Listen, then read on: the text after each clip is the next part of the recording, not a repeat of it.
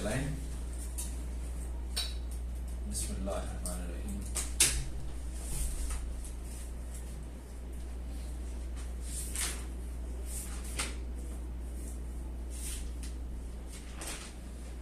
मैंने आपको बताया था कि साउथ अमेरिका में टोटल 12 कंट्रीज हैं।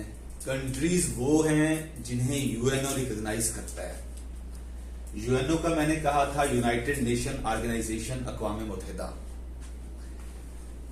अक़वाम मुत्तहिदा कब बनी मैंने आपको एक ब्रीफ पिक्चर दे दी थी, लेकिन जब हम यूरोप में आएंगे, यूरोप के अंदर जो जो ऑर्गेनाइजेशन होंगी हम उनकी एक डिटेल पिक्चर आपके साथ शेयर करेंगे।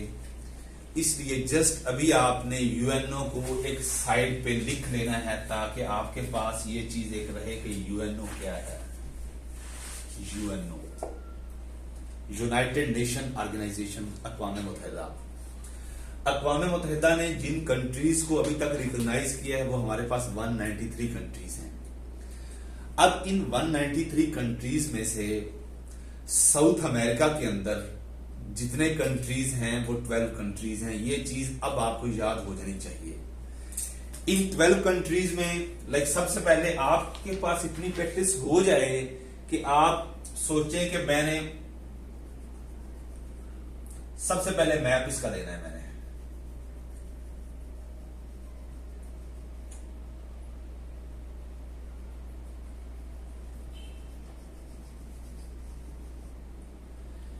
आपकी प्रैक्टिस इतनी हो जानी चाहिए कि ये मैप जिस तरह मैंने चंद सेकंड में बनाया है आपने भी ऐसे ही बनाना है।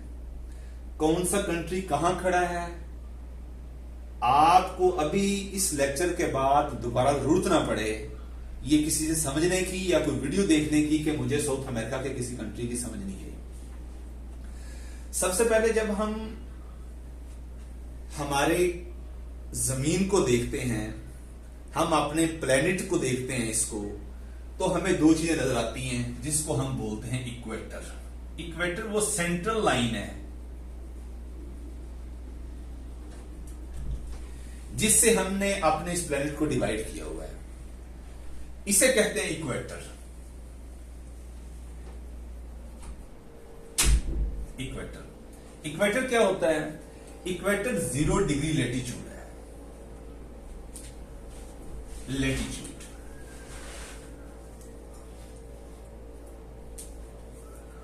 मैंने कहा कि हमने अपने इस प्लेनेट को दरमियान से, मिडल से इस तरह डिवाइड कर दिया कि उसकी जो सबसे दरमियान वाली लाइन है उसको हमने इक्वेटर का नाम दे दिया, 0 डिग्री लेटीट्यूड।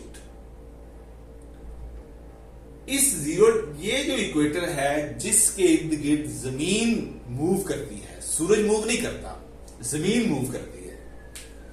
तो जो इस तरह के जो सर्कल्स बनते हैं, हमने इस सर्कल को जब इक्वेटर्स की मध्य में देखा तो हमने इसको लेटीट्यूड का नाम दिया।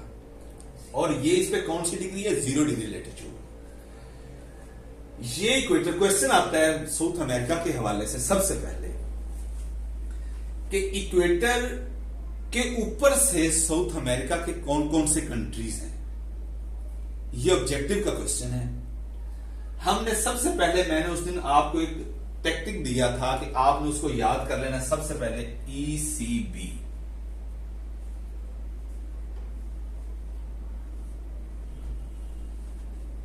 जी ये तो मैंने एक कॉन्टिनेंट आपके सामने रखा है। जब हम सब कॉन्टिनेंट्स की बात करते हैं तो ये लाइन तो तमाम कॉन्टिनेंट्स में से, अगर हम कहें कि जो वाटर बॉडीज हैं, जिस तरह लैंड मैसेज बनते हैं, जिस तरह एक ये लैंड मैस है, इस लैंड मैस में से जिस तरह ये गुजर रहा है ऐसे बाकी लैंड मैसेज में से भी गुजरता है कि वो कौन कौन से हैं और कितने कंट्रीज हैं, वो जहन में रख लें कि टोटल 13 कंट्रीज हैं।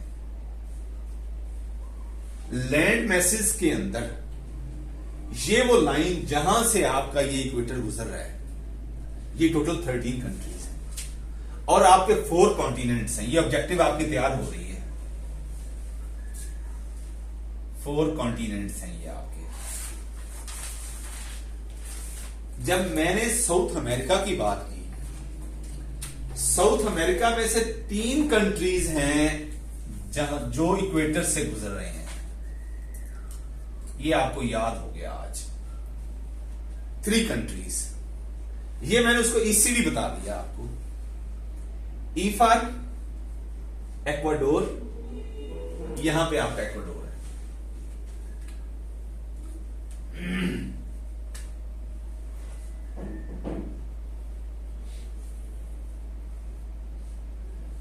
एक्वाडोर आपका,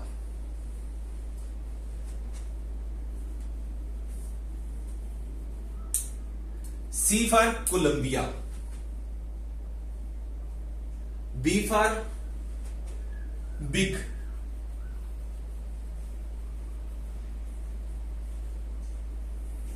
ब्राजील। एक्वाडोर, कोलंबिया, ब्राजील, ये 3 कंट्रीज हैं जो आपके साउथ अमेरिका के अंदर इक्वेटर क्रॉस कर रहा है, जहां से ये ऑब्जेक्टिव आपकी इन 3 क्वेश्चंस में से किसी भी एंगल से पूछा जा सकता है। क्या कोलंबिया पास करता है, क्रॉस करता है इक्वेटर को, या इक्वेटर क्रॉस करता है कोलंबिया को, ब्राजील करता है, आपका एक्वाडोर करता है या नहीं करता। ये आपके पास 3 कंट्रीज सिर्फ साउथ अमेरिका की हैं। जिमन में अर्ज कर रहा हूं आपके साथ, बाकी जो कंट्रीज हैं, 7 आपके कंट्री अफ्रीका से गुजरते हैं, 2 आपके कंट्रीज एशिया से गुजरते हैं, 3 कंट्रीज आपके साउथ अमेरिका से गुजरते हैं जो मैंने आपको बता दिए, और 1 आपका कंट्री ऑस्ट्रेलिया से गुजरता है।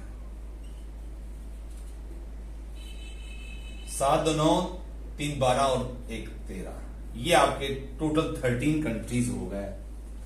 ये आपकी ऑब्जेक्टिव है, किसी भी एंगल से आपसे पूछ सकता है कि कितने कॉन्टिनेंट्स हैं जिसमें से इक्वेटर गुजरता है। 1 2 3 4, ये एक सेपरेट आपकी ऑब्जेक्टिव बन गई कि आपके 4 कॉन्टिनेंट्स हैं जहां से इक्वेटर क्रॉस करता है। एक तो इसकी यूनिकनेस ये इस कॉन्टिनेंट की ये आ गई। जिस तरह मैंने कहा कि ये एक लाइन है, इस तरह ऐसे ही 2 और लाइंस हैं जिसको हमने अपने इस प्लेनेट को डिवाइड किया हुआ है। उन 2 लाइंस के नाम है, नोट कर लें। एक को कहते हैं ट्रॉपिक ऑफ कैंसर,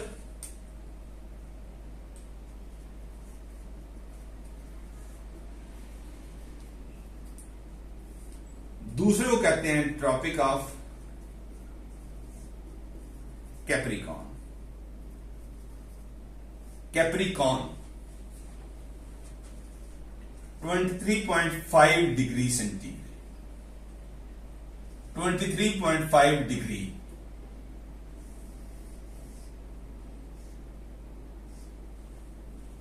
मैंने बताया कि ये 0 डिग्री पे है इक्वेटर। इक्वेटर आपका 0 डिग्री पे है। जब हम नॉर्थ की तरफ जाएंगे तो आपका ट्रॉपिक ऑफ कैंसर आएगा। जब आप साउथ की तरफ नीचे आएंगे तो आपका ट्रॉपिक ऑफ कैप्रिकॉन होगा। इस आपके कॉन्टिनेंट की एक यूनिकनेस और ये है कि ये वो कॉन्टिनेंट भी है जिससे इक्वेटर भी क्रॉस हो रहा है और आपका ट्रॉपिक ऑफ कैप्रिकॉन भी क्रॉस हो रहा है। ये दूसरी आपकी ऑब्जेक्टिव हो गई, एक इक्वेटर की और दूसरी मैंने आपको बता दी कि ट्रॉपिक ऑफ कैप्रिकॉन। और कोई कॉन्टिनेंट नहीं है जहां से एट ए टाइम आपका इक्वेटर भी गुजर रहा है और साथ आपका ट्रॉपिक ऑफ कैप्रिकॉन भी गुजर रहा है। क्लियर हो गया?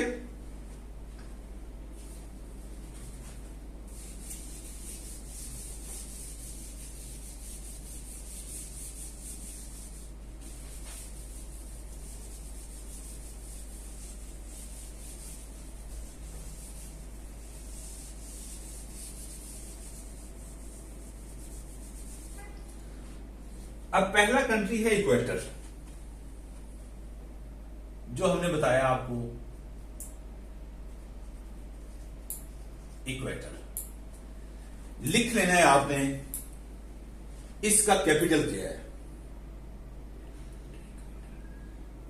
एक्वाडोर आपका सबसे पहला कंट्री ई,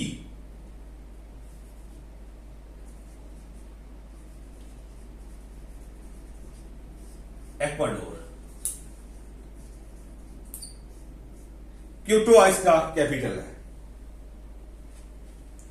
जो मैंने पॉइंट्स निकाले हैं इस एक्वाडोर कंट्री के, वो आप लिख लें।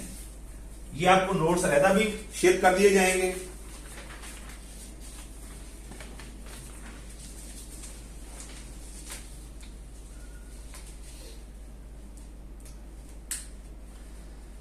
सबसे पहला पॉइंट इसका लिखें आप, इसका कैपिटल क्विटो इसका कैपिटल है।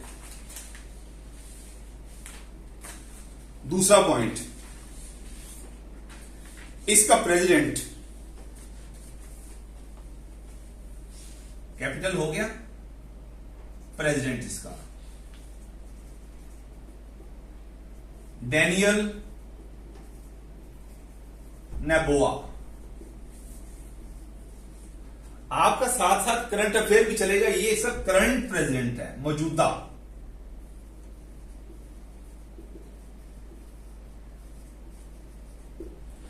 Daniel Noboa. अभी ये आपको याद होना चाहिए, Ecuador, Quito, Daniel Noboa, DANIELNABOA, Daniel Noboa. अब एक और एंगल से क्वेश्चन पूछा जाता है कि ये नंबर के एतबार से किस नंबर पे है, ये पॉइंट नोट कर लें। ये 48th प्रेसिडेंट है।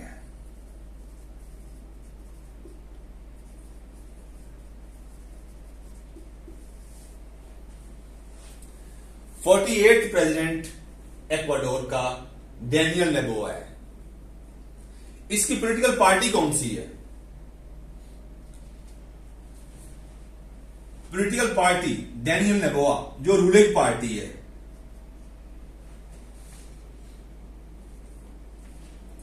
National democratic action.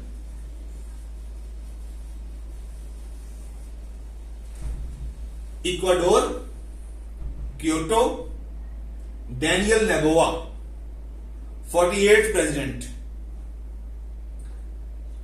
Political party, ये पॉलिटिकल पार्टी मैं वो बताऊंगा, इससे मेरी मकसद कंसर्न ये है कि आपको ये इसकी रूलिंग पार्टी समझ आए। जो इसकी इक्तदार में पार्टी है इस टाइम, हुकूमत में जो पार्टी है वो है नेशनल डेमोक्रेटिक एक्शन। ये चीजें आपकी 1, 2, 3, 4 चीजें होगी। ये कुछ भी किसी भी एंगल से ये पूछा जा सकता है। उसके अलावा मौजूदा जो इसकी असेंबली है उसका नाम क्या है? National assembly.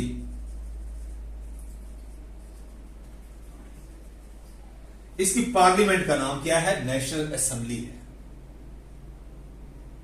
एक्वाडोर की पार्लियामेंट का नाम क्या है? National assembly.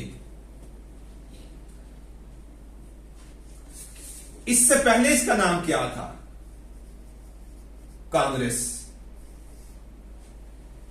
मौजूदा असेंबली कौन सी है? पार्लियामेंट का नाम क्या है? National assembly. रूलिंग पार्टी कौन है? National democratic action. प्रेसिडेंट का नाम क्या है? Daniel Noboa.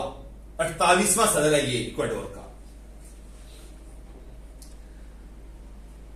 अहम चीज, इसकी करेंसी क्या है?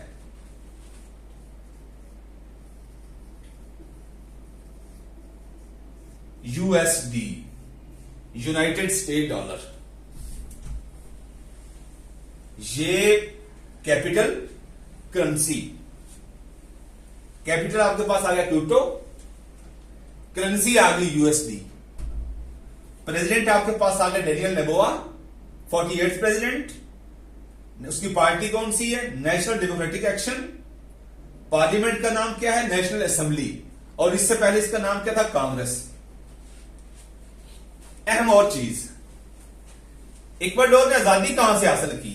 इंडिपेंडेंस।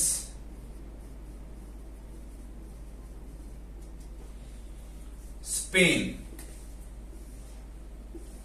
आपको साउथ अमेरिका के अंदर मोस्टली जो कंट्रीज नजर आएंगे, इन्होंने जो आजादी हासिल की है वो स्पेन से आजादी हासिल की है। इक्वाडोर की करेंसी यूएसडी और आजादी हासिल की स्पेन से। कब की? 1809 में आजादी हासिल की। एक और अहम चीज, इसकी सीक्रेट एजेंसी पूछी जाती है।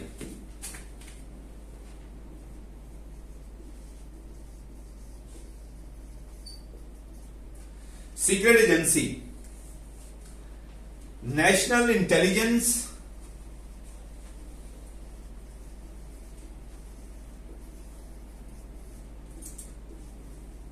सेक्रेटेरिएट। ये वो ऑब्जेक्टिव्स हैं जिनको पीपीएससी का पेपर सेटर किसी भी कंट्री को टच करता है तो वो हर सूरत में इन एंगल से पूछता है। इसके अलावा मेरा नहीं ख्याल कि कोई इंपॉर्टेंट चीज किसी भी कंट्री में रह जाती है जिसको हिट किया जाए। जब हम पाकिस्तान को देखेंगे या इंडिया को देखेंगे तो उसमें मजीद हम डेप्थ में जाएंगे। नेशनल असेंबली में कितनी सीट्स होती हैं, यूनिकैमरल है, बाईकैमरल है। अगर यूनिकैमरल है तो उसका नाम क्या है, अगर बाईकैमरल है तो अपर हाउस का नाम क्या है, लोअर हाउस का नाम क्या है, अपर हाउस के कितने मेंबर्स हैं, लोअर हाउस के कितने मेंबर्स हैं, वो इन डिटेल में हम अपने कॉन्स्टिट्यूशन में पढ़ेंगे। अपने रीजन में इंडिया, चाइना, उसके अलावा श्रीलंका, मालदीव, भूटान, आसियान कंट्रीज के और बिलखसूस सार्क के जितने मेंबर्स हैं उनका हम इन डिटेल देखेंगे। अब इक्वाडोर का आपको हर लिहाज से क्लियर हो जाना चाहिए। इक्वाडोर का capital Quito, currency USD, United states dollar. आजादी कहां से हासिल की? स्पेन से 1809 में आजादी हासिल की। इसका प्रेसिडेंट का नाम क्या है? Daniel Noboa. कौन सा नंबर है इसका? 48 नंबर है। इसकी पार्टी का नाम क्या है? National democratic action. इसकी पार्लियामेंट का नाम क्या है? National assembly. इससे पहले इसका नाम क्या था? कांग्रेस। और ये इक्वाडोर वो कंट्री है जो सबसे पहले जहां पे इक्वेटर टच करता है। क्लियर हो गया? ये आप नोट कर लें और आपको ये चीज याद हो जानी चाहिए।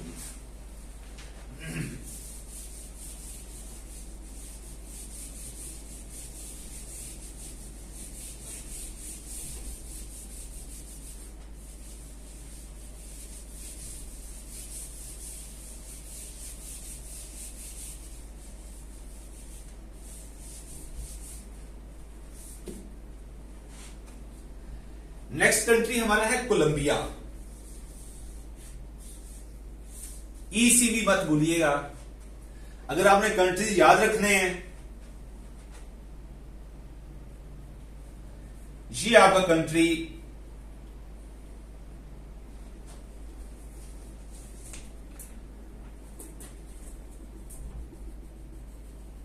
चिली।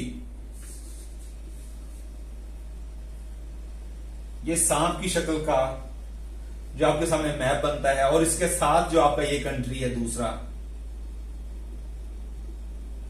ये आपका अर्जेंटीना है।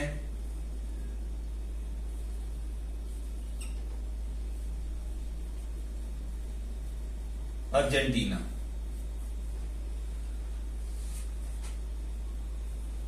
साथ ही आपका इधर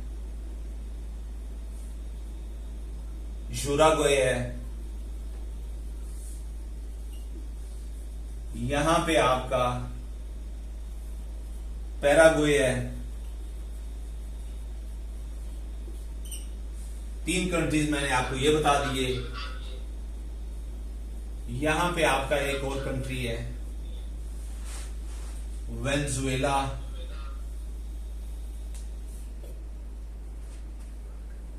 यहां पे आपका बहुत इंपॉर्टेंट एक कंट्री है जिसे कहते हैं बोलीविया।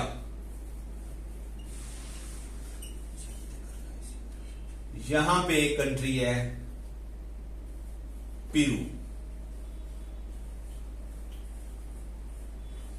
अब 3 और कंट्रीज हैं जिसे सैंडविच कहते हैं, याद रखने के लिए आपको, जिस तरह मैंने ये 3 बताए थे।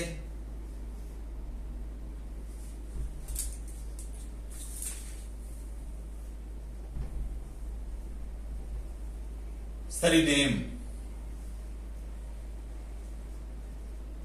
गियाना, फ्रेंच गियाना,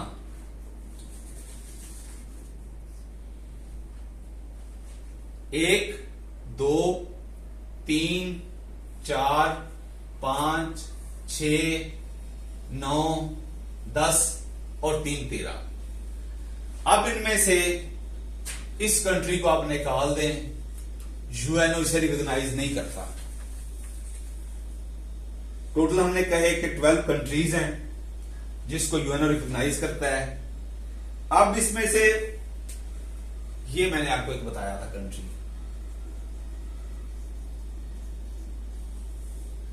ब्राजील। याद करने के एतबार से बता रहा हूं, इस सारे बरे आजम का सबसे छोटा कंट्री सरीनेम, सबसे बड़ा कंट्री ब्राजील। इस कॉन्टिनेंट का सबसे छोटा कंट्री सरीनेम और सबसे बड़ा कंट्री ब्राजील। इन दोनों की मजीद यूनिकनेस मैं आपको लगा जब ब्राजील को करूंगा टच और सरीनेम को टच करूंगा तो आपको ये इन डिटेल बताता हूं। ये तो आपको मैंने बताया कि ये वो कंट्रीज हैं जिसने इस ग्रुप बना के इस सारे लैंड मैस को एक कॉन्टिनेंट का नाम दिया है।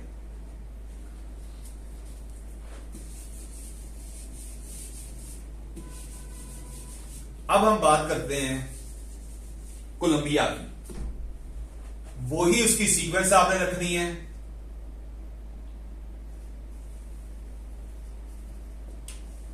सबसे पहले कैपिटल, उसके बाद करेंसी, उसके बाद प्रेसिडेंट, उसके बाद उसकी पॉलिटिकल पार्टी कौन सी है, उसके बाद capital, currency, political party, parliament. Unicameral है, यूनिकैमरल और बाइकैमरल का कॉन्सेप्ट मैं आपको देता हूं। यूनिकैमरल का मतलब यह होता है कि उसका ऐवान एक है, और बाइकैमरल का मतलब उसके 2 ऐवान है। लाइक मिसाल देता हूं, पाकिस्तान की जो पार्लियामेंट है उसके 2 ऐवान हैं, एक है नेशनल असेंबली और दूसरा है सेनेट। नेशनल असेंबली को हम कहते हैं ऐवान ज़ीरीन, लोअर हाउस, और सेनेट को हम कहते हैं ऐवान बाला, अपर हाउस। ये जो असेंबली है ये बाइकैमरल है। इस साउथ अमेरिका के बाद ऐसे कंट्रीज है जिनकी यूनिकैमरल है और बाद ऐसे कंट्रीज है जिनकी यूनिकैमरल है और बाद की बाइकैमरल है। अब कोलंबिया की बात करते हैं। कोलंबिया ये कंट्री है, इक्वेटर इसको क्रॉस कर रहा है।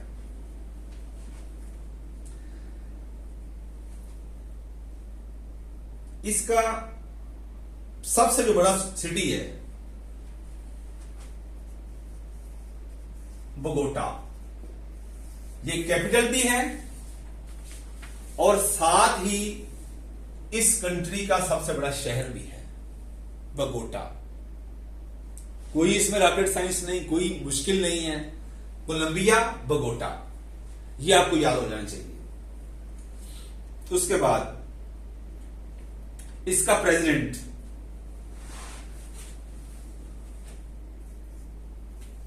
गुस्टैवो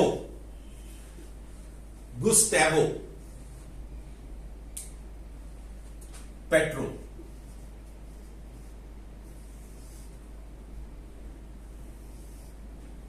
कोलंबिया, बोगोटा, गुस्टैवो पेट्रो इसका प्रेसिडेंट है।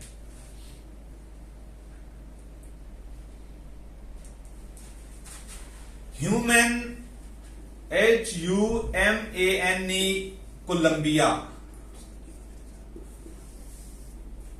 इसकी पॉलिटिकल पार्टी है। Humane Colombia, Gustavo Petro, Colombia Bogota, Gustavo Petro, Humane Colombia इसकी पॉलिटिकल पार्टी है। Parliament, Congress. पार्लियामेंट का नाम क्या है? कांग्रेस। इसके दो हाउस है, जिस तरह मैंने आपको पहले बताया है। अपर हाउस, ऑब्जेक्टिव में इस तरह भी पूछा जा सकता है, मैं एक पेपर देख रहा था उसमें कोलंबिया की पार्लियामेंट के अपर हाउस का नाम क्या है। जैसे हमारी पार्लियामेंट के अपर हाउस का नाम भी सेनेट है, इसका भी सेनेट है। लोअर हाउस,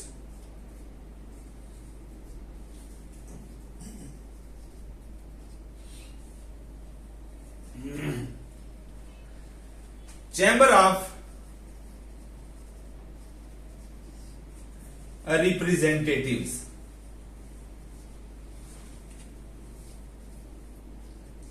आज आपको ये चीजें याद हो जानी चाहिए।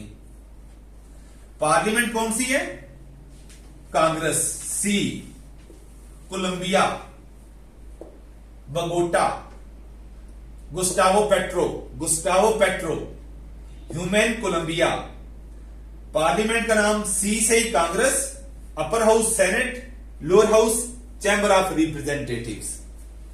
ये चीजें आपको वन गो में तैयार हो जानी चाहिए और उसके बाद आपने इसको डेली बेसिस पे रिपीट करना है। कहां से इसने इंडिपेंडेंस हासिल की?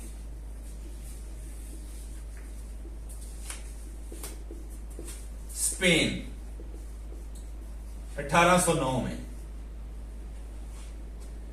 बेसिक चीजें यही हैं कोलंबिया के हवाले से।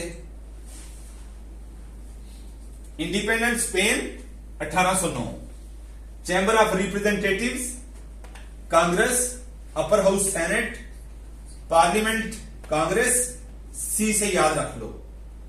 Political party human Colombia, president Gustavo Petro, capital आपका बगोटा। एक और अहम चीज, ये कोलंबिया इस कॉन्टिनेंट में वाहिद एक ऐसा कंट्री है जो नाटो का अलाय भी है। नॉन नेटो अलाय से बोलते हैं। नेटो की इसके पास मेंबरशिप नहीं है, लेकिन इसने नेटो को इस हद तक ज्वाइन किया हुआ है सिग्नेटरी के तौर पर। नेटो ने इस कंट्री को अपने मेंबर कंट्रीज में रखा है, लेकिन उसको रेटिफाई अभी तक इसलिए नहीं किया क्योंकि जब रेटिफाई कर लिया जाता है तो इसका मतलब ये होता है कि अब इसके ये कैंप में दाखिल हो चुका है और अब इसका जो कॉन्स्टिट्यूशन है, इसका जो आइन है, अब उस पे भी इंप्लीमेंट होगा। लेकिन जो नॉन नेटो अलाय होता है कि इत्तेहाद तो कर ली है, लेकिन इन ट्रू सेंस अभी उसका जो कॉन्स्टिट्यूशन है उस पर इंप्लीमेंट नहीं होता। उसकी फाइनेंशियली, सोशली और पॉलिटिकली फेवर की जाती है, लेकिन डिफेंस के एतबार से जो नॉन नेटो अलाय होता है उसको जिस तरह बाकी एक जिसको फुली उसकी मेंबरशिप दे दी जाती है नाटो की। नाटो का बुनियादी मकसद ये होता है कि जो भी कंट्री इस कैंप में दाखिल हो गया तो उसकी सिक्योरिटी की जिम्मेदारी अब इंडिविजुअल नहीं रही, अब कलेक्टिव जिम्मेदारी रह गई है। नॉर्थ एटलांटिक ट्रीटी ऑर्गेनाइजेशन इस तंजीम का एब्रीविएशन है। इस ऑर्गेनाइजेशन का बुनियादी तौर पर जब कोल्ड वार शुरू हुई तो एक ये डिफेंस मैकेनिज्म के तौर पर ऑर्गेनाइजेशन बनाई गई। मकसद ये था कि किसी एक भी मेंबर मुल्क पर हमला किया गया तो इसको ऐसे तस्वर किया जाएगा कि इसके जितने भी ममालिक हैं सबके ऊपर हमला किया गया है। अब कोलंबिया को इसमें वो दर्जा नहीं दिया गया कि अगर कोलंबिया के ऊपर कोई कंट्री अटैक करता है तो उससे यही तस्वर किया जाएगा कि ये कंट्री जो है बाकी कंट्रीज पर भी हमला किया गया है। लेकिन अभी इसको नॉन नेटो अलायंस का दर्जा दिया गया, नॉन नेटो अलायंस।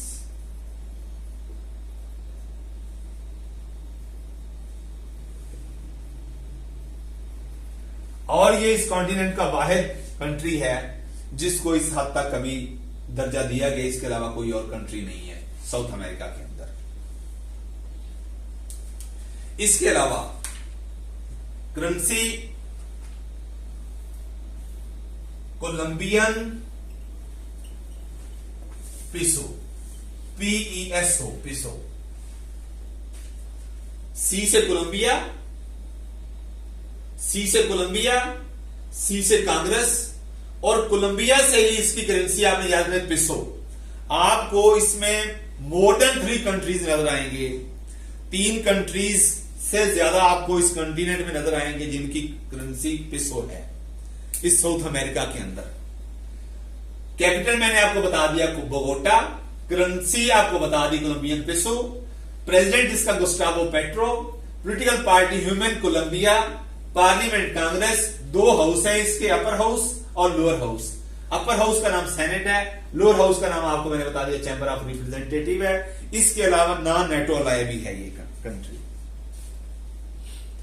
ये इसकी इंपॉर्टेंट चीजें थी, इसके अलावा कोई और इसमें चीज नहीं है जो आपके साथ शेयर किया है। बहरहाल एक और चीज इसकी लैंग्वेज और रिलीजन के एतबार से मैं आपको ये बताऊं कि पूरे साउथ अमेरिका के अंदर रिलीजन के एतबार से जो मेजॉरिटी है वो क्रिश्चियंस हैं। कोई ऐसा कंट्री नहीं है जिसमें रिलीजन के एतबार से 75% लोग क्रिश्चियनिटी को फॉलो करते हैं। बाकी उसके अलावा जो रिलीजन है दूसरे नंबर पे आते हैं, तीसरे नंबर पे आते हैं, लेकिन टॉप पे क्रिश्चियन। अगर हमारे पास ये ऑब्जेक्टिव आती है कि साउथ अमेरिका के अंदर जो प्रीविलिंग रिलीजन है वो कौन सा है, तो हम कहें क्रिश्चियनिटी है। ये थी कोलंबिया की चीजें। कोलंबिया आपको बता दिया, इक्वाडोर आपको बता दिया। ये आपने हर सूरत में इसको रिपीट करना है और रियाज करने से ही ये चीजें आपको याद रह जाएंगी। नेटो के बारे में क्योंकि ये ऑर्गेनाइजेशन है, इसकी मुकम्मल डिटेल आपको मैं उस टाइम बताऊंगा जब ये जिस कंट्री के अंदर यूरोप ने बेसिकली इसको फॉलो की है। ब्रेन चाइल्ड, ये यूरोप का ही है नेटो। ब्रेन चाइल्ड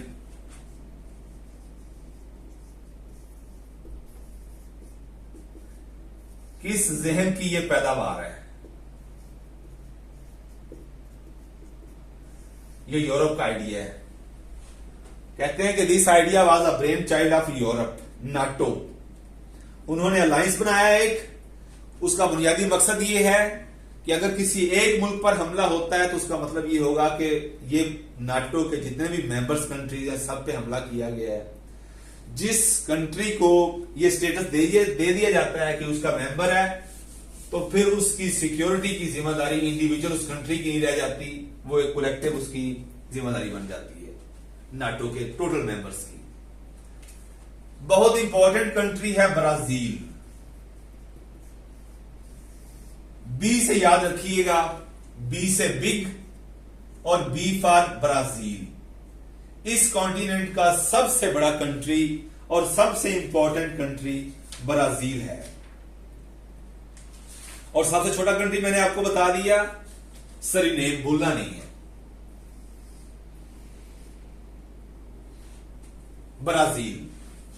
ब्राजील की भी वही चीजें, ये कंट्री है, ये इक्वेटर भी क्रॉस कर रहा है और सबसे ज्यादा एरिया इसने कवर किया हुआ है।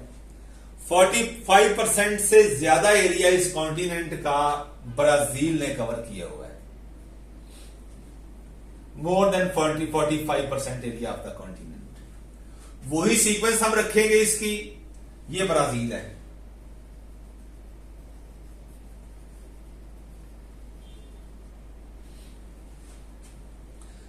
Brazil capital Brasilia.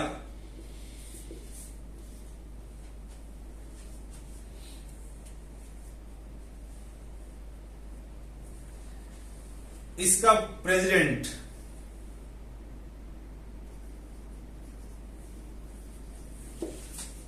L day सिल्वा,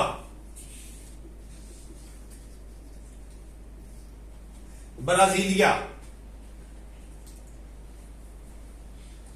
अहम चीज यहां पे सदारती निजाम है,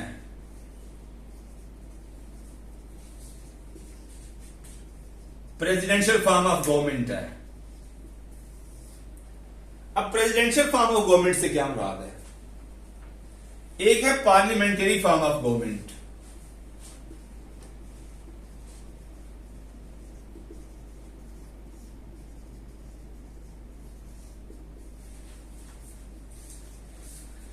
पार्लियामेंट्री फॉर्म ऑफ गवर्नमेंट वो होता है जिसमें आपके पास एक अवाम के मुंतखब नुमाइंदों की एक लीग होती है, काउंसिल होती है, जिसे आप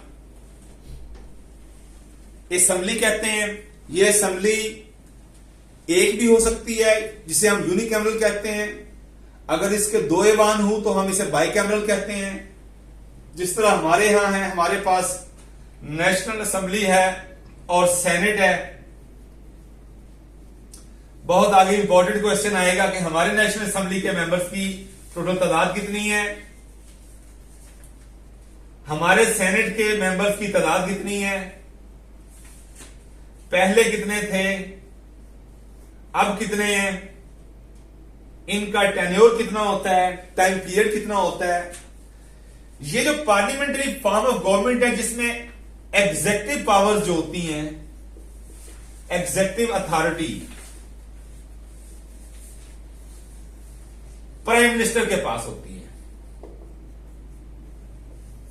प्राइम मिनिस्टर किसमें? पार्लियामेंट्री फॉर्म ऑफ गवर्नमेंट में। जबकि प्रेसिडेंशियल फॉर्म ऑफ गवर्नमेंट में जो आपकी एग्जेक्टिव अथॉरिटी है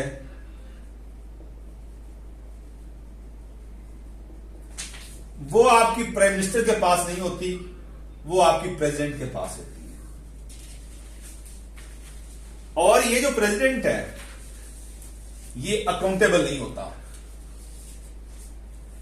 जबकि आपका प्राइम मिनिस्टर आपकी असेंबली के सामने जवाबदेह होता है।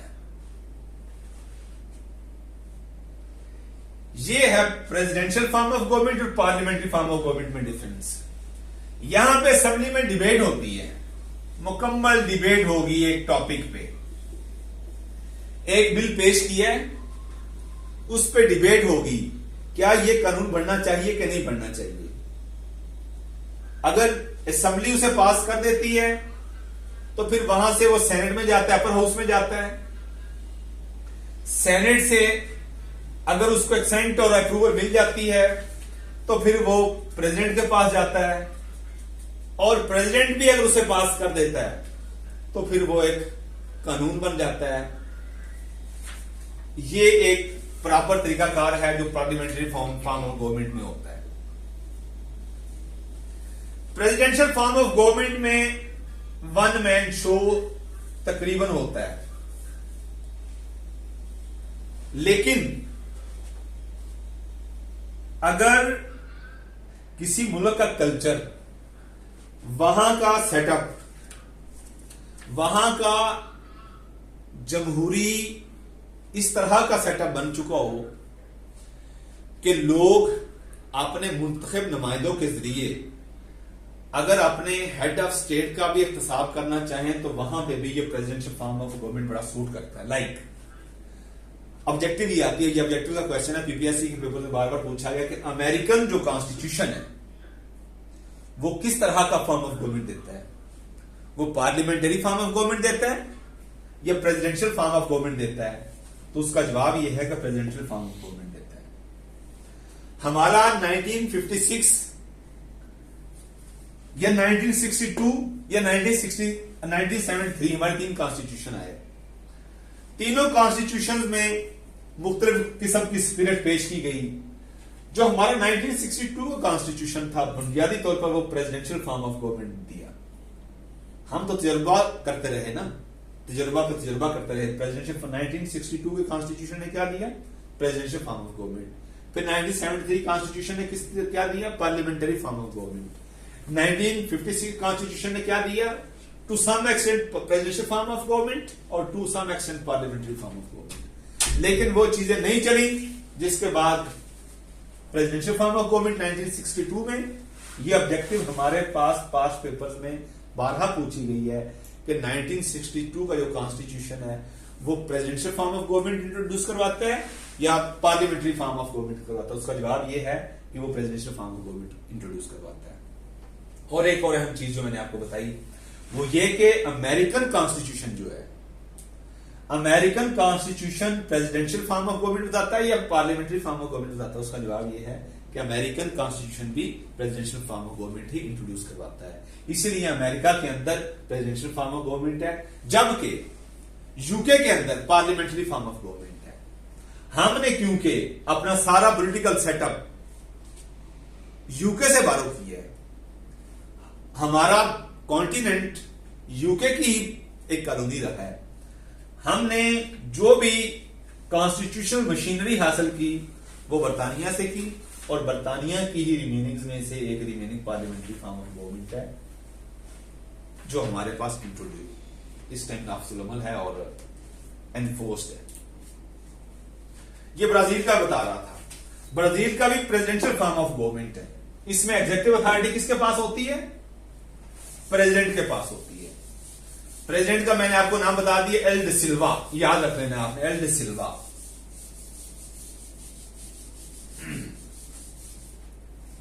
उसके बाद इंपॉर्टेंट चीज,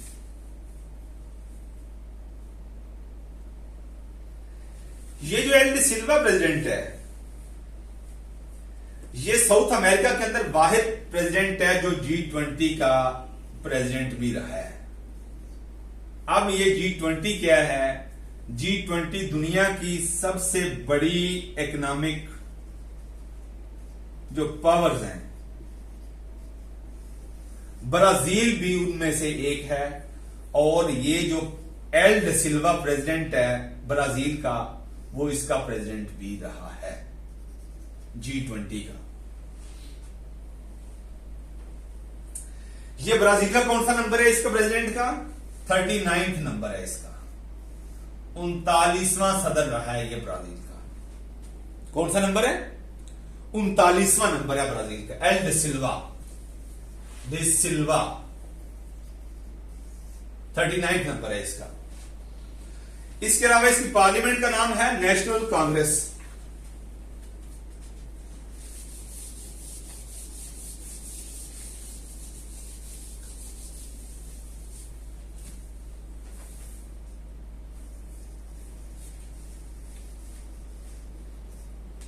नेशनल कांग्रेस इसकी पार्लियामेंट है। ये भी बाई कैमरल है, इसके दो ऐवान हैं, अपर हाउस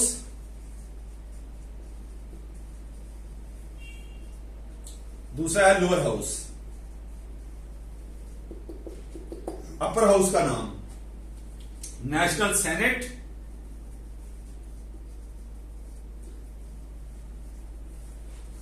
लोअर हाउस का नाम चैंबर ऑफ डेप्यूटीज।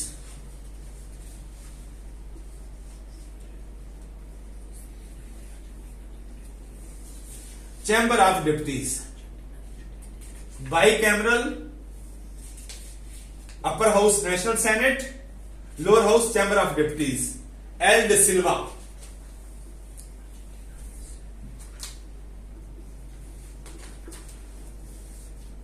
मैंने बताया कि ये 39th प्रेसिडेंट है, 39वां, और G20 का भी ये प्रेसिडेंट है।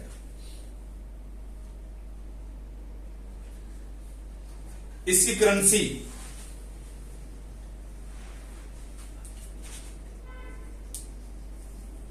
रियल, सही चल रहा है? yes, इसकी करेंसी रियल।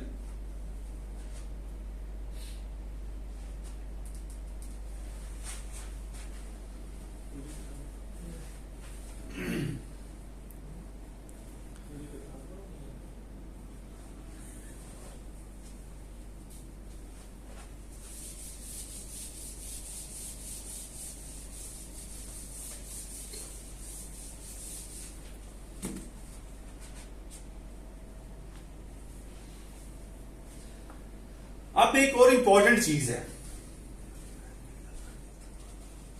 इस ब्राजील के अंदर एक लार्जेस्ट रिवर भी पाया जाता है जिसे हम अमेज़न रिवर कहते हैं ब्राजील के अंदर। ब्लैक हो गया उससे ये व्हाइट बोर्ड, अच्छा ठीक।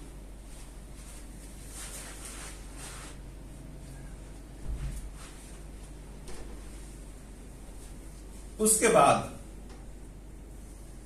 जब मैंने कहा कि ये G20 का मेंबर भी है ब्राजील, G20 क्या है? ये एक अलायंस है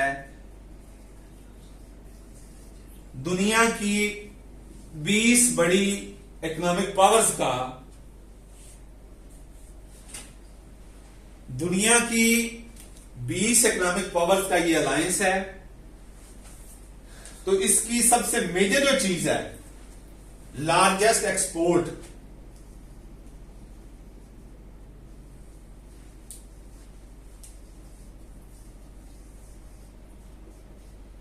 कॉफी। पिछले 150 साल से दुनिया के अंदर सबसे ज्यादा कॉफी जो कंट्री एक्सपोर्ट कर रहा है वो यही कंट्री ब्राजील ही है। अब ठीक है।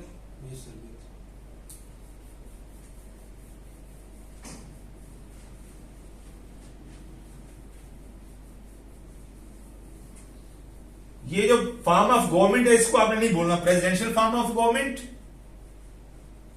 दूसरा parliamentary form of government. Parliament के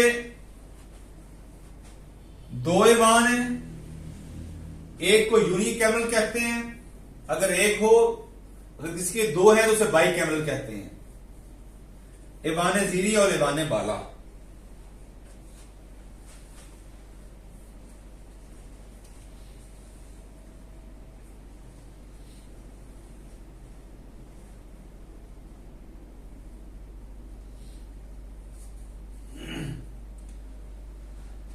अब इसका सबसे पॉपुलस शहर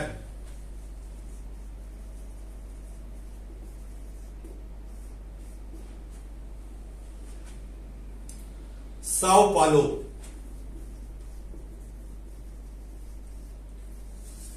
यहां पे एक ट्रिक है जो पीपीएससी का पेपर सेटर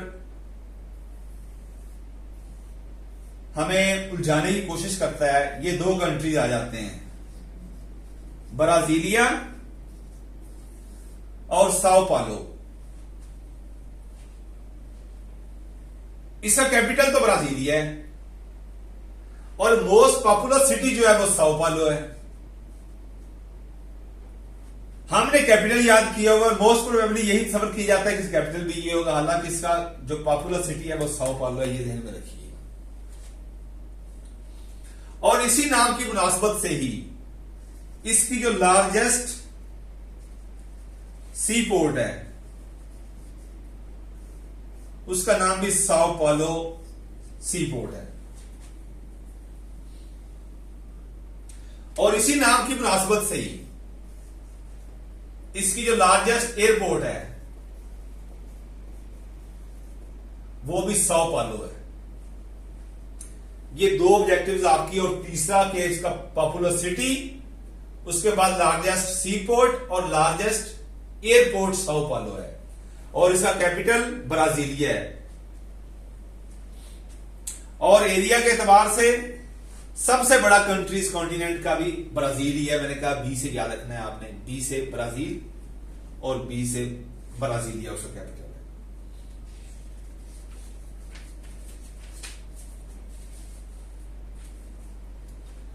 है। एक और चीज,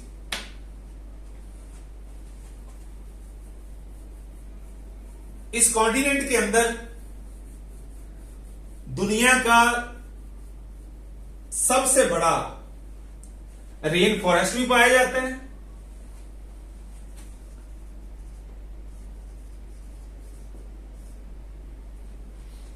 दुनिया का सबसे बड़ा माउंटेन रेंज भी है। इस माउंटेन रेंज जो इस कॉन्टिनेंट का सबसे बड़ा माउंटेन रेंज है, एंडीज,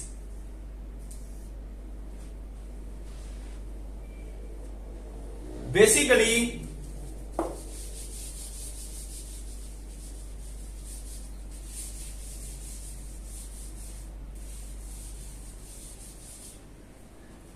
ये आपके सामने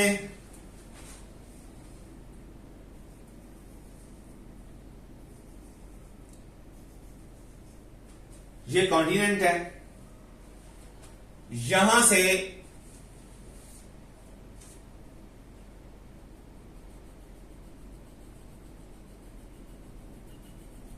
ये पहाड़ी सिलसिला नीचे उतरता है और ये साउथ तक जाता है।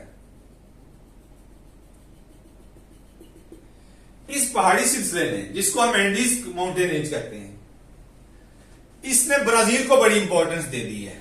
ये मैंने इधर बनाया था ब्राजील, इक्वेटर को भी क्रॉस कर रहा है यहां से। ये पहाड़ी सिलसिला है और यहां से इक्वेटर गुजर रहा है। इक्वेटर यहां से गुजर रहा है, इसका मतलब यह है कि यहां पे टेम्परेचर भी ज्यादा है। टेम्परेचर ज्यादा होने की वजह से यहां पे एयर क्रॉसिंग बिल्कुल भी नहीं, क्योंकि यहां पहाड़ी सिलसिला है। टेम्परेचर ज्यादा हो गया तो यहां पे प्रेसिपिटेशन, ह्यूमिडिटी ज्यादा हो जाएगी, जिसकी वजह से यहां पे बारिशें बहुत ज्यादा होती हैं। बारिशें ज्यादा होने की वजह से यहां पे दुनिया का सबसे बड़ा ये रेन फॉरेस्ट, जिसको हम अमेज़न रेन फॉरेस्ट कहते हैं,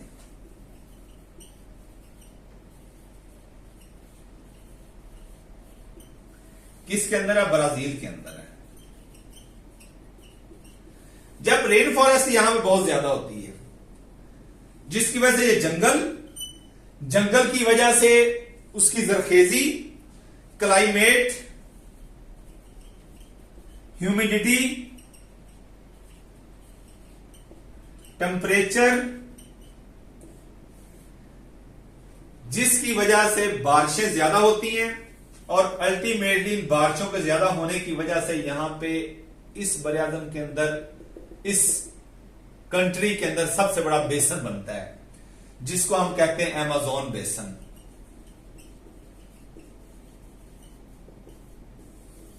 किसके अंदर है? ब्राजील के अंदर है। ये वो पहाड़ी सिलसिला, इस पहाड़ी सिलसिले के ऊपर यहां पे भी एक कंट्री टच करता है, जिसको हम बोलीविया कहते हैं। अब बोलीविया का नाम मेरे जहन में आया तो साथ ही मेरे जहन में ये आ गया सरीनेम। जब हमने कहा कि सबसे छोटा इस बरआज़म के अंदर, इस कॉन्टिनेंट के अंदर जो कंट्री है वो सरीनेम है, तो दूसरा छोटा कौन सा है कंट्री? वो आपका बोलीविया है। सरीनेम के बाद दूसरा कौन सा है? बोलीविया। अब ये इस पहाड़ी सिलसिले पे है, यहां पे इसका कैपिटल है ला पाज। इसी कॉन्टिनेंट ने, इसी पहाड़ी सिलसिले ने बोलीविया के कैपिटल को वर्ल्ड का हाईएस्ट कैपिटल डिक्लेयर कर दिया। ये बड़ी इंपॉर्टेंट ऑब्जेक्टिव है ये आपकी। वर्ल्ड हाईएस्ट कैपिटल कौन सा है? बोलीविया। बोलीविया का कौन सा कैपिटल है? ला पाज। ये ध्यान में रखिएगा आप, ये एंडीज के साथ इसकी मुनासबत है। Amazon forest. अब यहां पे नीचे जब ये मैंने बताया कि अमेज़न बेसन बन गया ब्राजील के अंदर, इसके नीचे ही एक ड्राइएस्ट डेजर्ट भी बनता है, नॉन पोलर।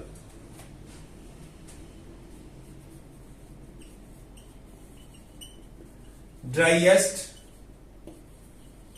डेजर्ट, एंटाकैमा उसे बोलते हैं। एंटाकामा डेजर्ट। ये पोलर कहते हैं, नॉर्थ और साउथ पोल, लेकिन ये पोलर पोल्स पे भी नहीं है ये डेजर्ट। नॉन पोलर वर्ल्ड के अंदर जो खुश्क तरीन डेजर्ट है वो ये एंटाकामा डेजर्ट ही है। इस वजह से मैंने बताया कि यहां पे दलदल इतनी ज्यादा हो जाती है, ह्यूमिडिटी की वजह से, टेम्परेचर की वजह से। बारिशों का पानी ऊपर आपके फॉरेस्ट है, दुनिया का सबसे बड़ा रेन फॉरेस्ट, और उसके साथ ही वो आपका अमेज़न बेसिन बन रहा है। उसकी वजह से जो नीचे डेजर्ट तश्कील पाता है, नॉन पोलर डेजर्ट, वो कौन सा है? एंटाकामा डेजर्ट है।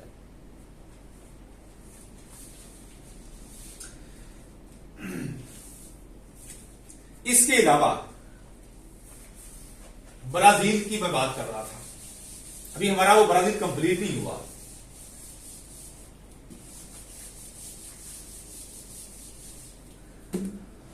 ब्राजील का इससे पहले कैपिटल था रियो डी जनेरो। बहुत इंपॉर्टेंट सिटी है ये।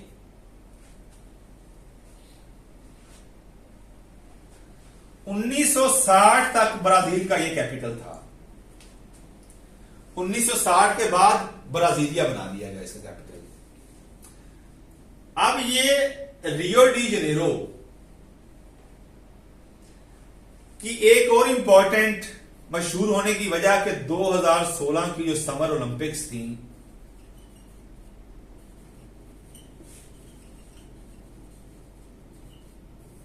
वो भी रियो डी जनेरो के अंदर हुई थी।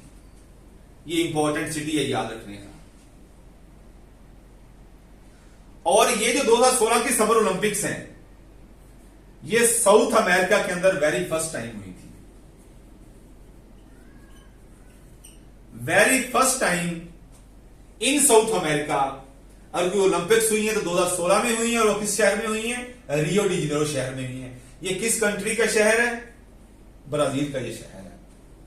इसके अलावा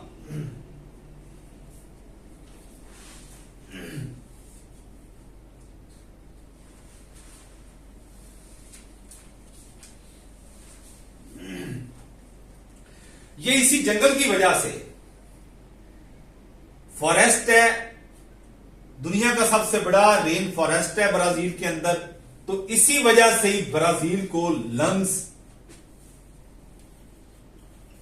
ऑफ द वर्ल्ड भी कहते हैं। दुनिया के सबसे ज्यादा जंगलात यहां पाए जाते हैं, रेन फॉरेस्ट। और रेन फॉरेस्ट की वजह जंगलात, और वो क्या करते हैं? ऑक्सीजन खारिज करते हैं, जिसकी वजह से इसको हम लंग्स ऑफ द वर्ल्ड भी कहते हैं ब्राजील को। उसके अलावा इंपॉर्टेंट चीज इसकी क्या है? सौ पाउलो मैंने आपको बताया कि इसका सबसे बड़ा शहर है, लार्जेस्ट एयरपोर्ट भी बता दी। एजेंसिया ब्रासिल, एजेंसिया ब्रासिल, एजेंसिया ब्रासिल इसकी सबसे बड़ी न्यूज एजेंसी है। ब्राजील से याद रखिएगा, एजेंसिया ब्रासिल न्यूज एजेंसी।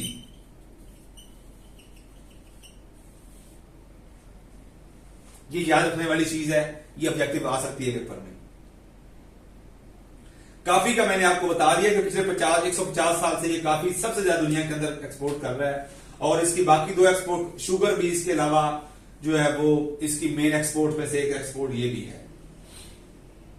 लोअर हाउस का मैंने आपको बता दिया, अपर हाउस का मैंने आपको बता दिया, बाई कैमरल है ये। प्रेसिडेंट मैंने बता दिया है, सिल्वा है, और 39 प्रेसिडेंट है। ये मोटी मोटी चीजें थी जो ब्राजील के हवाले से थी। ये जो 3 कंट्रीज है जिसको हम ईसी भी कहते हैं, ये यहां से इक्वेटर क्रॉस होता है, ये भी याद रखिएगा। अब इंपॉर्टेंट जो कंट्री एक और है इसके अंदर, जिसको हम अर्जेंटीना कहते हैं।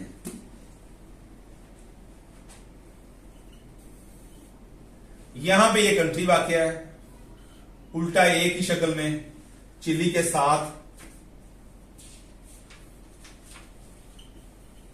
अर्जेंटीना।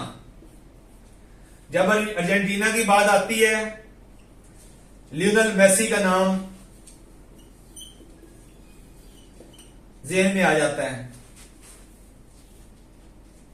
फुटबॉल का बहुत बड़ा प्लेयर है। एक और बात बताऊं कि साउथ अमेरिका के अंदर जो सबसे मकबूल तरीन खेल है वो फुटबॉल ही है। और इसी वजह से ही जब हम इनके चैंपियंस देखते हैं फुटबॉल के, फीफा वर्ल्ड कप के जब हम चैंपियंस देखते हैं तो हमें उसमें साउथ अमेरिका टॉप पे नजर आता है।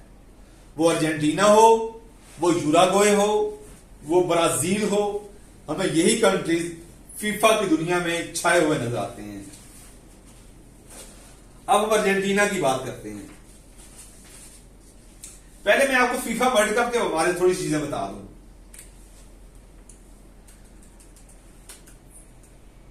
फीफा इसलिए जिक्र कर रहा हूं कि अर्जेंटीना, ब्राजील, यूराग्वे,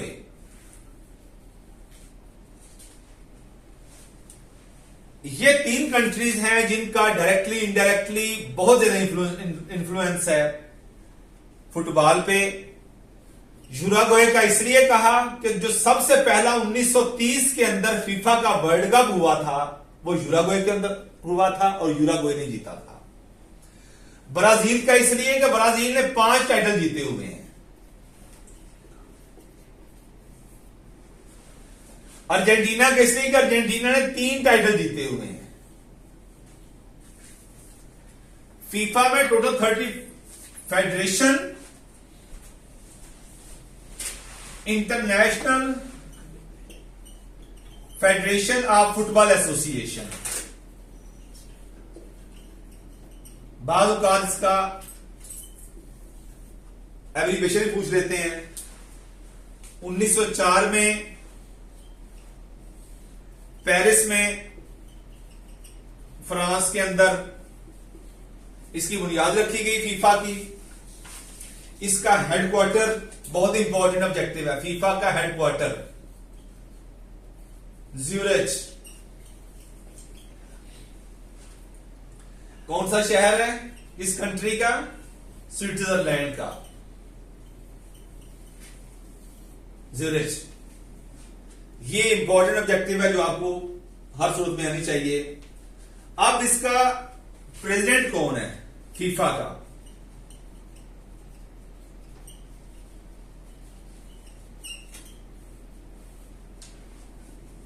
गियानी इन्फेंटिनो। गियानी इन्फेंटिनो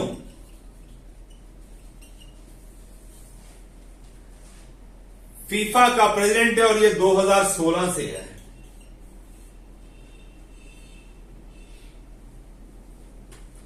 ये स्विट्जरलैंड से इसका ताल्लुक है।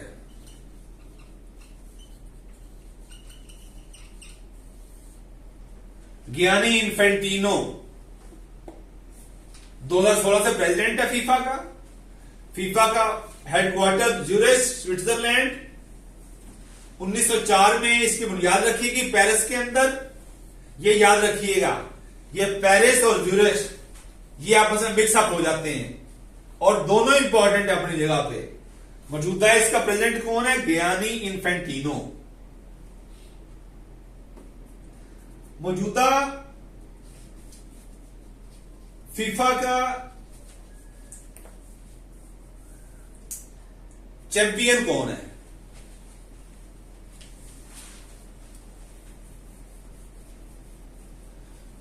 दो 2022 में हुआ है, इससे पहले 2018 में हुआ है।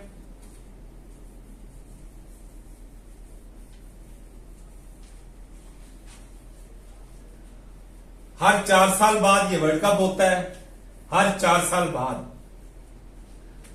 2026 में, 2022 में, 2018 में, 2030 में किस मुल्क में होना है, ये आपको ये चीजें पता होनी चाहिए। 2030 में सऊदी अरब में होगा। इसके लिए जो सबसे बेस्ट रोल प्ले किया है वो इसका, जो मैंने अभी सदर बताया आपको, इन्फेंटिनो।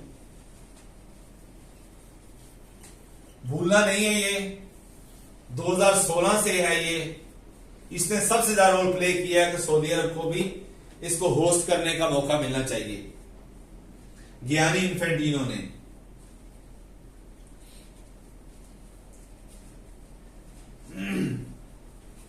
2022 में कतर में खेला गया।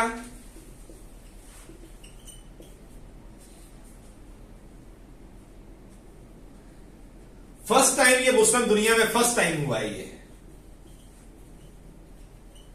इन मुस्लिम वर्ल्ड, इसकी मेजबानी मिली है 2022 में कतर को। और सेकंड टाइम एशिया में, इन एशिया में पहली दफा सवाल पैदा होता है कब हुआ?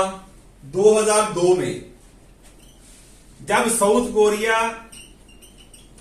और जापान को मेजबानी इसकी मिली थी।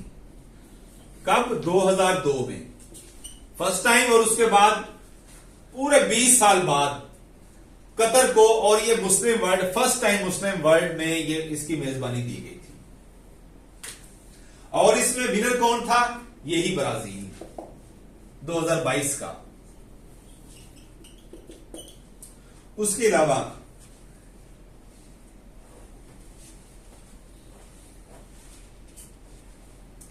ब्राजील 5 दफा ये टाइटल जीत चुका है, ये आप नोट कर लें।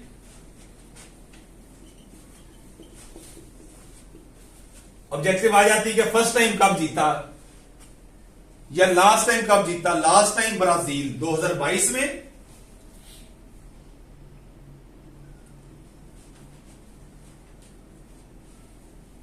(1958) सबसे पहले 1958 में, उसके बाद 1962 में, उसके बाद 1970 में, 1994 में और लास्ट टाइम 2002 में। ये 5 टाइटल जीत चुका है ब्राजील। जर्मनी इटली 4 बार जीत चुका है, अर्जेंटीना 3 बार जीत चुका है और फ्रांस और यूरुग्वे ये टाइटल 2-2 बार जीत चुके हैं। इंग्लैंड और स्पेन 1-1 बार ये टाइटल जीत चुके हैं। ये नोट कर लें, ये आपको नोट्स में शेयर भी कर दूंगा, आप अपने नोट्स इसमें तैयार कर लीजिएगा। इसके अलावा जर्मनी का भी नोट कर लें, हालांकि वो इसमें शामिल तो नहीं है, लेकिन ये 2 दफा जीत चुका है, 2003 में और 2007 में। इसके अलावा जब फीफा की बात करते हैं तो एक और ऑब्जेक्टिव है जो अक्सर पेपर में पूछी गई है,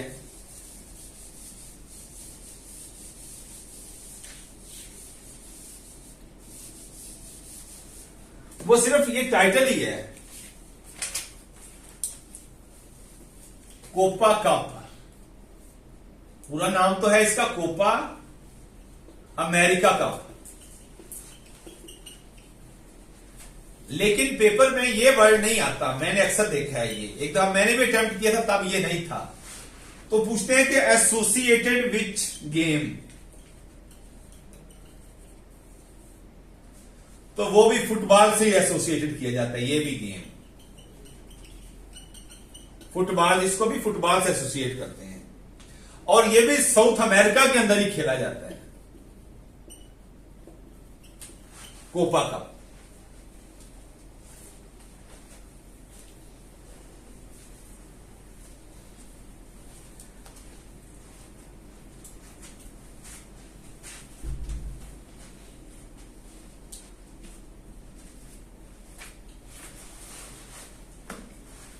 इसमें ये नहीं है।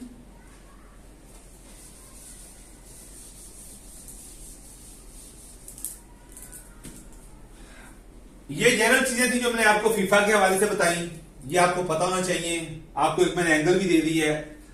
अब अर्जेंटीना का कैपिटल, वही चीजें, करेंसी वही चीज, पार्लियामेंट, उसके अलावा इसका president, news agency, secret agency,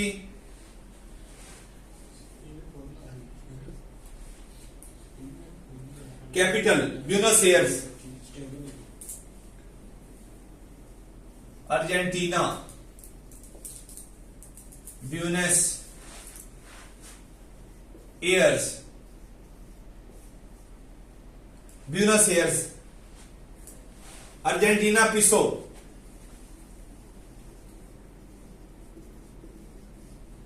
Argentina peso इसकी करेंसी है। जेवियर मैली, जेवियर MALI, जेवियर मैली इसका प्रेसिडेंट है। करेंसी इसकी अर्जेंटीना पिसो, कैपिटल इसका ब्यूनस एयर्स, प्रेसिडेंट इसका जेवियर मैली। Parliament national Congress,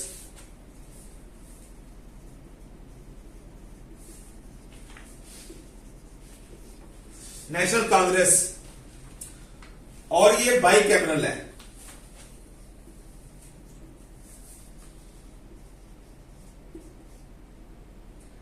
lower house,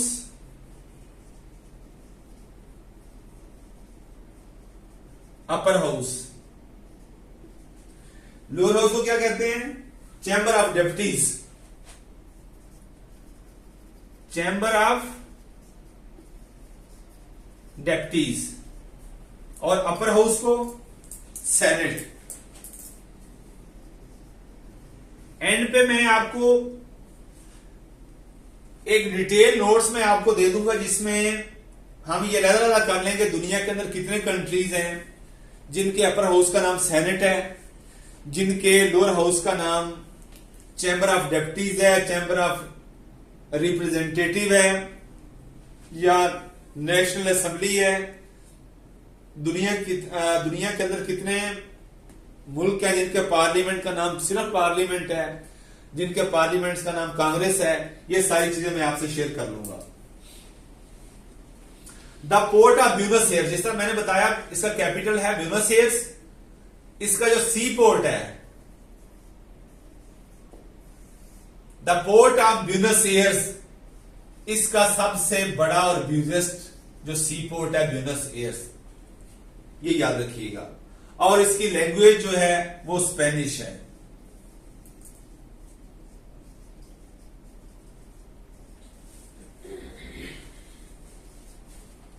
Spanish इसकी लैंग्वेज है। ये इंपॉर्टेंट चीजें थी अर्जेंटीना के हवाले से। फीफा का मैंने भी आपको बता दिया, जनरल पिक्चर दे दी, और साथ अर्जेंटीना की वही बुनियादी चीजें जो हम हर एक कॉन्टिनेंट की, हर एक कंट्री की देख रहे हैं, वो चीजें भी आपको क्लियर हो जानी चाहिए।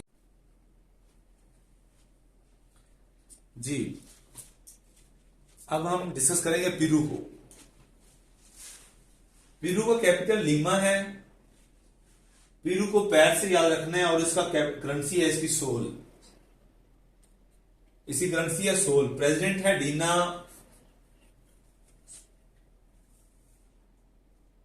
इसका प्रेसिडेंट है डीना बोलार्टे। 2022 से है। इसने स्पेन से आजादी हासिल की 1821 में।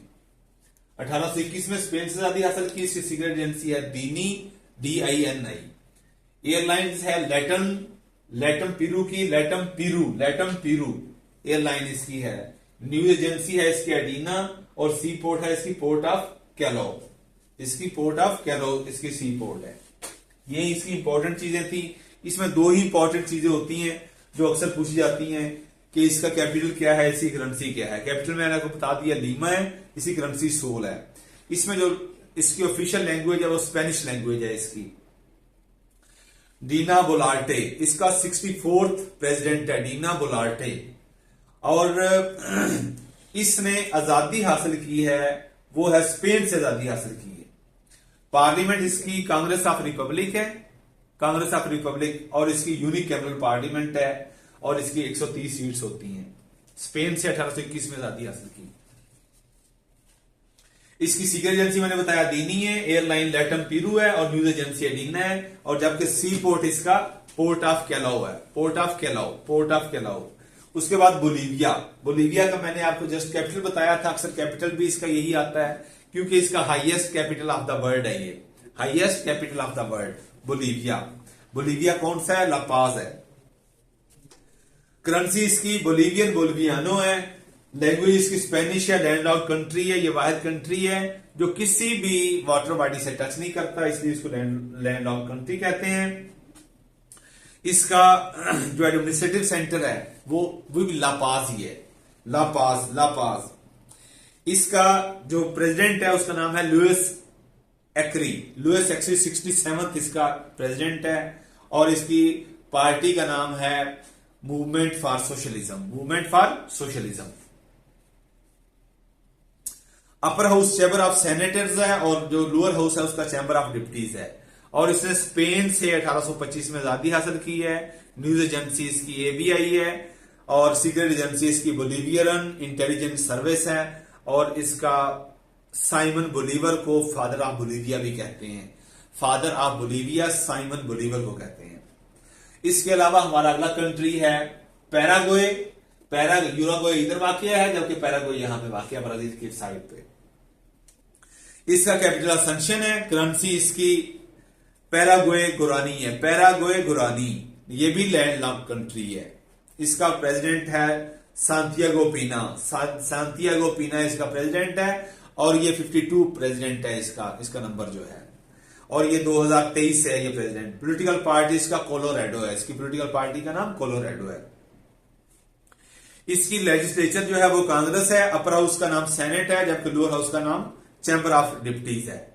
इसने 1811 में इसने भी स्पेन से आजादी हासिल की है। एयरलाइंस लेटम एयरलाइंस पैराग्वे, ये इसकी याद रखने वाली चीजें हैं पैराग्वे की। दोबारा मैं इसको रिपीट कर रहा हूं। कैपिटल इसका असंशन है। करेंसी इसकी पैराग्वे गुरानी। लैंडलॉर्ड कंट्री है ये भी। इसके प्रेसिडेंट का नाम सांतियागो पीना है। 52 इसका ये प्रेसिडेंट है, सांतियागो पीना, और ये 2023 से है। इसकी पॉलिटिकल पार्टी का नाम कोलोराडो है। लेजिस्लेचर जो कांग्रेस है, कांग्रेस उसके अपर हाउस का नाम सेनेट है, जबकि लोअर हाउस का नाम चैम्बर ऑफ डिप्टीज है। ये इसने 1811 में स्पेन से आजादी हासिल की है, और इसकी एयरलाइन का नाम लेटम एयरलाइन पैराग्वे है। ये हमारी इंपॉर्टेंट चीजें थी पैराग्वे के हवाले से। अब गयाना, जो मैंने ऊपर 3 कंट्रीज बताए थे सैंडविच की शक्ल में, गयाना, सुरिनेम और फ्रेंच गयाना। अब मैं आपको गयाना के हवाले से बताता हूं कि इंपॉर्टेंट चीजें क्या आ सकती हैं। इसका कैपिटल याद रखने वाली चीज है। कैपिटल इसका जॉर्ज टाउन है। लैंग्वेज इसकी इंग्लिश है। प्रेसिडेंट है इसका इरफान अली 10th, और 2020 से ये 10वां सदर है इसका, और 2020 से है ये। इसके अलावा इसकी जो लेजिस्लेचर है वो भी नेशनल असेंबली है, और ये भी यूनिकैमरल है, और इसका नाम नेशनल असेंबली है।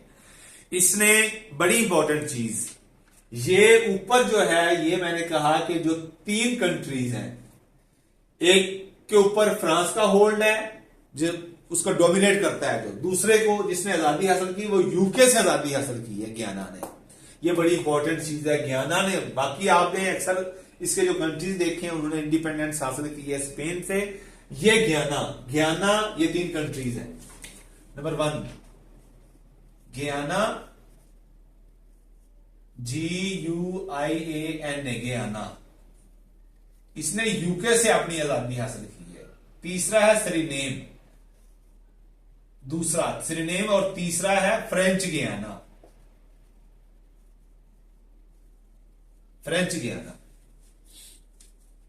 इसने आजादी 1966 से हासिल की है। 1966 में यूके से आजादी हासिल की है।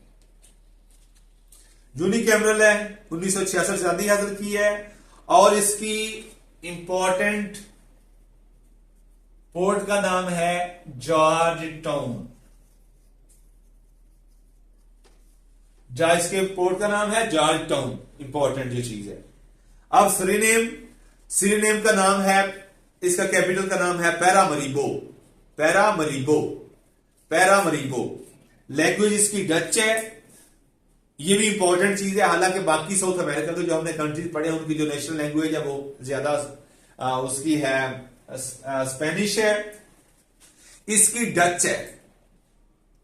सुरिनाम जो स्मॉलेस्ट कंट्री है इस कॉन्टिनेंट का, उसकी जो नेशनल लैंग्वेज है वो डच है। याद रखने की चीज है। और इसका जो प्रेसिडेंट है चान संतोखी, चान CHAN CHAN संतोखी, याद रखने वाली चीज है। CHAN संतोखी, KHI संतोखी, इसका प्रेसिडेंट है सरीनेम का चंद संतोखी। इसकी पॉलिटिकल पार्टी है progressive reform party, progressive reform party. Legislature national assembly और वो भी यूनिकैमरल है। सी पोर्ट का द पोर्ट ऑफ पैरामरीबो, इसका कैपिटल मैंने कहा आपको सरीनेम का बताया पैरामरीबो, और इसका जो सी पोर्ट है the port of Paramaribo, sea port, port of Paramaribo. Important चीज, चंद संतोखी, सरीनेम, पैरामरीबो और पोर्ट ऑफ पैरामरीबो, यूनिकैमरल इसकी लेजिस्लेचर है। यही चीजें थी इसकी याद रखने वाली, बाकी चीजें मैंने आपको बता दी। इसके अलावा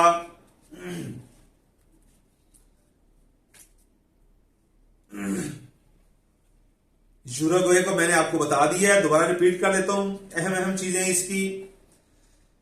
यूरुग्वे का कैपिटल और लार्जेस्ट सिटी मॉन्टेविडियो, लार्जेस्ट सिटी और कैपिटल मॉन्टेविडियो है। Second smallest country in south America after Suriname, second smallest country. इसका सिर्फ एक ही मुल्क से बॉर्डर टच करता है और वो है ब्राजील। इसके अलावा इसकी इंपॉर्टेंट चीज, इसकी ऑफिशियल लैंग्वेज है स्पेनिश है। प्रेसिडेंट, इस प्रेसिडेंट का नाम लुइस लाकालीपो, लुइस लापालीको इसका जो प्रेसिडेंट है, और ये 42 इन नंबर है, 42 इन नंबर है। इसकी पॉलिटिकल पार्टी का नाम नेशनल पार्टी है, पार्लियामेंट का नाम जनरल असेंबली है और ये बाई कैमरल है। अपर हाउस का नाम सेनेट है, लोअर हाउस का नाम चैम्बर ऑफ रिप्रेजेंटेटिव है। और इसने ब्राजील से 1825 में आजादी हासिल की। यूरुग्वे ने ब्राजील से 1825 में आजादी हासिल की, और इसकी करेंसी का नाम भी यूरागॉन पीसो है। इसकी करेंसी का नाम यूरागॉन पीसो है। सबसे पॉपुलर इसकी भी गेम जैसे मैंने आपको बताई फुटबॉल है, और सबसे पहला जो वर्ल्ड कप है फीफा का वो 1930 में यूरुग्वे में हुआ और यूरुग्वे ने ही जीता है। फर्स्ट टाइम 1930 में और दूसरी टाइम, 2 दफा यूरुग्वे वर्ल्ड कप फीफा जीत चुका है, पहली दफा 1930 में और दूसरी दफा 1950 में। यही याद रखने वाली चीजें थी इसकी। यूरुग्वे की न्यूज एजेंसी का नाम भी याद रख लें, यूवाई प्रेस, इसकी न्यूज एजेंसी का नाम है यूवाई प्रेस। और पोर्ट ऑफ मॉन्टेविडियो, पोर्ट ऑफ मॉन्टेविडियो इसकी इंपॉर्टेंट सी पोर्ट है यूरुग्वे की। ये याद रखने वाली चीजें हैं। अब ये कंट्रीज की मैंने आपको इंपॉर्टेंट चीजें बता दी। अब इसके अलावा जो अमेज़न रिवर है, जो साउथ अमेरिका का सबसे बड़ा रिवर सिस्टम है, डिस्चार्ज, जितना पानी वो डिस्चार्ज करता है, निकालता है पानी के वॉल्यूम के एतबार से, जितने, एक दरिया है नाइल, दरियाए नील जिसे हम कहते हैं दुनिया का लंबा तरीन दरिया है। यह है अपने हुजम के एतबार से, वॉल्यूम के एतबार से सबसे ज्यादा पानी को कंटेन करता है, वो अमेज़न रिवर है। ये दुनिया का सबसे बड़ा दरिया है by discharge volume of water के एतबार से। और सेकंड लॉन्गेस्ट रिवर है नाइल के अलावा, और ये मेडिटेरेनियन सी में जाके गिरता है। लॉन्गेस्ट इन अफ्रीका है और लॉन्गेस्ट इन द वर्ल्ड है, लॉन्गेस्ट और अफ्रीका में भी ये सबसे बड़ा दरिया है। व्हाइट नाइल, अगर हम नाइल की बात करें तो नाइल को दो, जो नाइल है उससे पहले आपस में जब उनका संगम होता है, एक व्हाइट नाइल है और दूसरा ब्लू नाइल है। जो व्हाइट नाइल है वो लेक विक्टोरिया से निकलता है। वो लेक विक्टोरिया जो है बुरुंडी, कीनिया, रवांडा, तंजानिया और युगांडा, ये 5 ममालिक है जहां से होती हुई ये गुजरती है। उसके बाद फिर ब्लू नाइल जो लेक टाना से शुरू होता है एथियोपिया, और उसके बाद सूडान में फ्लो करता है। दोनों इकट्ठे मिलते हैं तो फिर साउथ सूडान के पास आके ये इकट्ठे नाइल बनाते हैं और वो दुनिया का लंबा तरीन दरिया बनता है। अब कौन कौन से कंट्रीज अमेज़न में से गुजरते हैं? पेरू, कोलंबिया और ब्राजील। ये अमेज़न रिवर है 3 कंट्रीज को क्रॉस करता है। वो कौन से हैं? पेरू, कोलंबिया और ब्राजील। और ये इंपॉर्टेंट चीज है कि ये जो आपका अमेज़न रिवर है ये किस आगे सी में गुजरता है? अटलांटिक सी में ये गिरता है जाके इन 3 कंट्री से होता हुआ। और सोर्स कौन से अमेज़न रिवर के? मंटारो रिवर और एनी रिवर, ये दोनों रिवर पेरू के अंदर हैं, जो आपस में मिलके अमेज़न का जो है ना वॉल्यूम बड़ा करते हैं, इसको बढ़ाते हैं। अपने बेसन के एतबार से अमेज़न बेसन जो है दुनिया का सबसे बड़ा बेसन है। 20% दुनिया का जो पानी है वो अमेज़न रिवर के अंदर है। ऐसे ही मैंने पहले आपको अमेज़न रेन फॉरेस्ट का बताया। 9 कंट्रीज के साथ जो अमेज़न फॉरेस्ट का बेसन है वो शेयर होता है। उसमें 60% ब्राजील में, 13% 60% ब्राजील में, 13% पेरू में, 10% कोलंबिया में, और उसके अलावा कुछ हिस्सा Bolivia, Ecuador, French Guiana, Suriname और वेनेजुएला में इसका जो है शेयर आता है। और ये दुनिया का सबसे बड़ा और मोस्ट डाइवर्स रेन फॉरेस्ट है, जिसमें डाइवर्सिटी सबसे ज्यादा पाई जाती है, मुख्तलिफ मखलूकात जो इसमें पाई जाती हैं। इसके अलावा जो इस कॉन्टिनेंट के अंदर इंपॉर्टेंट लेक है वो टिटिकाका लेक है। ये एंडीज की, ये जो मैंने आपको एंडीज पहाड़ी सिलसिले का बताया है, इसके साथ ही ये जो लेक बनती है बोलीविया के साथ, ब्राजील के ऊपर और इक्वेटर से थोड़ा सा नीचे, टिटिकाका लेक इसे कहते हैं। ये फ्रेश वाटर लेक है, ये एंडीज की साउथ अमेरिका के अंदर सबसे बड़ी लेक है। ये बोलीविया और पेरू के बॉर्डर पे है, और ये इंपॉर्टेंट चीज है, ये highest navigable lake in the world है। यानी जहाज रानी अगर इसके अंदर होती है, जहाज चलते हैं, तो ये दुनिया की सबसे हाईएस्ट लेक है जहां पे ये सारे जहाज इसके अंदर अपने चलते हैं। साउथ अमेरिका के अंदर ये लार्जेस्ट लेक है, both in terms surface area के एतबार से भी और डिस्चार्ज ऑफ वाटर के एतबार से भी। ये साउथ अमेरिका के अंदर सबसे बड़ी लेक है। एरिया 3200 मुरब्बा माइल इसका टोटल एरिया है, और इसके अलावा 190 किलोमीटर इसकी लेंथ है। यही जो चीजें हैं जो लेक टिटिकाका के हवाले से पूछी जाती हैं, ये इंपॉर्टेंट चीजें थी जो साउथ अमेरिका के हवाले से थी, जो मैंने आपसे शेयर कर ली हैं। अब इंशाल्लाह हम कल यूरोप को टच करेंगे। ये आपको सारी चीजें मैंने 2 लेक्चर्स में मुकम्मल कर दी हैं। साउथ अमेरिका के कितने कंट्रीज हैं, इसके अंदर सबसे बड़ा पहाड़ी सिलसिला कौन सा है, माउंटेन रेंज कौन सी है, हाईएस्ट कैपिटल कौन सा है, हाईएस्ट लेक कौन सी है, हाईएस्ट रेन फॉरेस्ट इसका कौन सा है, हाईएस्ट इसमें अमेज़न रिवर जो मैंने आपको बताया वो किस किस कंट्री से गुजरता है। इसके अलावा जो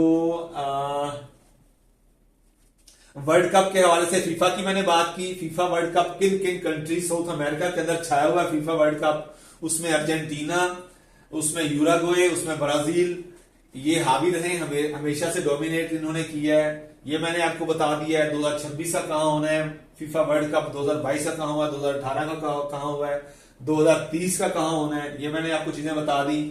उसके अलावा इक्वेटर किस किस कंट्री से गुजरता है ये मैंने आपको बता दिया। स्मॉलेस्ट जो इसका कॉन्टिनेंट का जो कंट्री है वो भी आपको बता दिया, लार्जेस्ट मैंने बता दिया। यही इंपॉर्टेंट चीजें थी इस कॉन्टिनेंट की जो मैंने आपके साथ शेयर की हैं। इसी को रिवाइज करते रहिएगा। इंशाल्लाह मेरा नहीं ख्याल कि कोई ऐसी चीज इस कॉन्टिनेंट के हवाले से रह गई हो।